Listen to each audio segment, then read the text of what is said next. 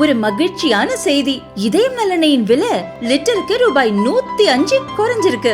September 2023ல 1 litre இதயம் நல்லெண்ணெயின் அதிகபட்ச விலை ரூபாய் 503. ஆனா இப்ப 1 லிட்டர் இதயம் நல்லெண்ணெயின் விலை ரூபாய் 398 மட்டும்தான் தமிழ்நாட்டுல. அப்ப இனிமே எல்லாரும் இதயம் நல்லெண்ணெய் வாங்கலாம் இல்ல?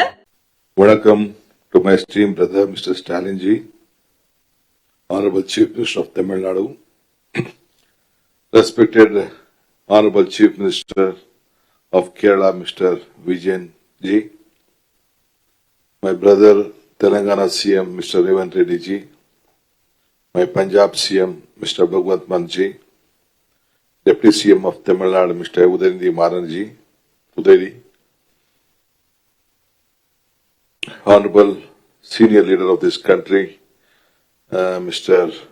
Baluji, our Orissa, I think, Chief Minister also watching us, I think, and various senior leaders across the country who have been come here to participate, show the strength, show the solidarity, save democracy, save the constitution. Anyway, ellarigu namaskara. I stand here just not because I am a Deputy CM of Karnataka, but as a proud representative of a state that has always stood at the forefront of India's progress. I bring with me the unwavering support of my Chief Minister, Siddaramaiah ji, who could not participate along with me. We decided that we will go, but still he had a small injury on his leg. So he has conveyed his wishes and support to all of us. But his spirit and to resolve all of us in this historic fight to protect the federal fabric of our nation.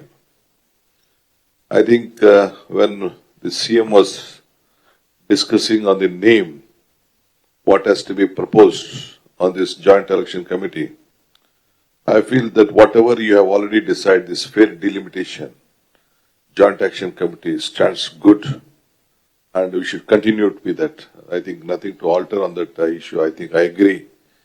Have been also participating in a lot of various forefront last 40 years. I think this looks very catchy, attractive. This is a word which the nation also has to accept. The word fair is on equality. I think this is my suggestions. Friends, we have gathered here with a critical moment on Indian history. The very foundation of democracy, federalism, is under threat. The very pillars of our federal democracy, enshrined by Baba Sahib Ambedkar and the visionary farmers of our constitution, are being dismantled brick by brick. Today, Karnataka, Tamil Nadu, and every progressive state in this room faces a stark choice to submit to demonstration on the rise in the resistance. We choose to resistance. The proposed delimitation exercise based solely on the population is not just a technical adjustment. It is a political assault on the southern states and who respect the ethical values where our earlier leaders have presented us. It seeks a punish for all of us success in controlling the population growth, improving literacy and empowering women. Karnataka, Tamil Nadu, Kerala, Andhra Pradesh joining together, including Telangana and other southern states, have contributed immensely to the Indian growth. Already, my friends from Kerala and Telangana have reiterated it. But today, we have patronized education, healthcare, and sustainable development, yet the centre now plans to reduce our parliamentary representation, effectively silencing our voices at the national discourse.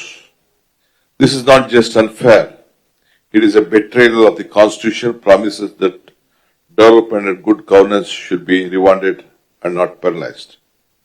Anyway, I would like to thank my Punjab Chief Minister.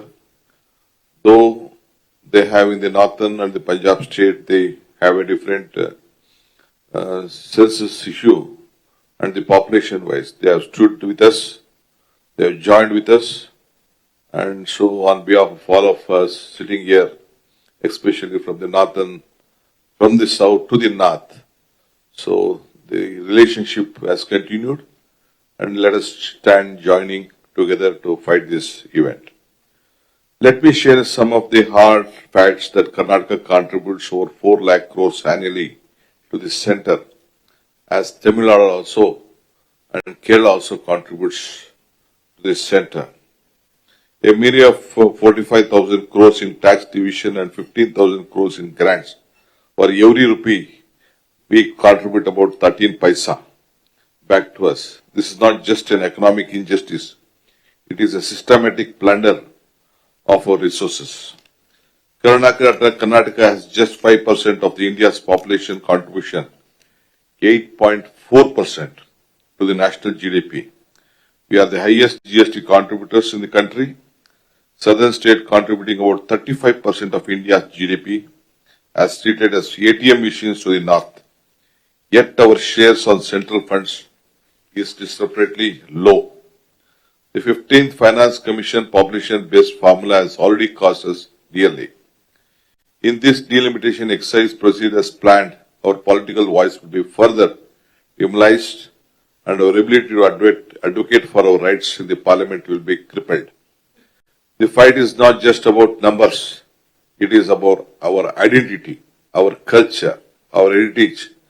Karnataka and all our southern states, we have a pride of its 1,500 years old history tradition. From the Vachana of Basavanna to the works of Kuvempu, Tamil Nadu Sangam poetry, Kerala classical art forms and Andhra's Telugu's heritage are not just religious treasures, but they are the soul of this country. We must draw inspirations from the great leaders of our states. Ambedkar, Basavanna, Annadurai, and Narayan Guru fought tirelessly for social justice, equality and linguistic rights. Their legacy reminds us that India's strength lies in the diversity and not in uniformity. The delimitation exercise is not just about parliamentary seats, it is about the future of the federalism and India in India. If the center produces with this unjust formula, it will be alter the federal balance, giving the disparate power to the states that have failed to control the population growth. This will not only marginalize the southern states, but also undermine the principles of cooperative federalism, ensuring in our constitution. Last year, I think some of my friends said about the resolution. Last year, the Karnataka Legislative Assembly had unanimously passed a resolution rejecting any delimitation exercise based on the new census. We demand that 1971 census remain the basis for delimitation, as it rewards states for the efforts in the population control and systematic development. Friends, this is not a battle between the north and the south. It is a fight to reclaim the vision of India as a union of equal states. Let us unite and to demand. On the delimitation justice, a weighted formula that considers human development index, tax contributions and population control. Representation must reflect the governance quality and not just population. Implement a floor limit on parliamentary seats for states that have equally controlled their population. This will ensure their voices are not marginalized. Strengthening the Rajya Sabha as a counterbalance to the Lok Sabha empowers states with greater legislative authority and structural role in the economic decisions making to ensure that development states are not sidelined. In a fiscal equality, a new fiscal federalism part that ensures the fair tax devolutions and resources sharing, the 16th Finance Commission must patronize equality, efficiency and performance. Introduces economic and social indicators in resource allocation. Central funds allocation should factor economic performance, fiscal discipline and governance equality. As our cultural sovereignty established the National Language Right Commission to enforce the equality of all scheduled languages. passed that resolutions mandate the use of regional languages in central institutions, including the banking, railways, and the competitive exams. Unity through collaboration, strengthening the Joint Action Committee is a permanent coalition to coordinate the legal, legislative, and the grassroots advocacy. To the Union Government, we send this clear message from Tamil Nadu, Karnataka, Kerala, and all the friends, including Punjab, who have joined here, including our Orissa former Chief Minister, who was a part of this discussion. With all the progressive states, we will not be silenced. We will fight in the courts, in the parliament, on the streets to protect, our rights and resources of our identity. Let us channel the defiance of the statesmanship of Anadari and the fire of Basavana's remember. When Karnataka and Tamil Nadu stand together, no power can break us.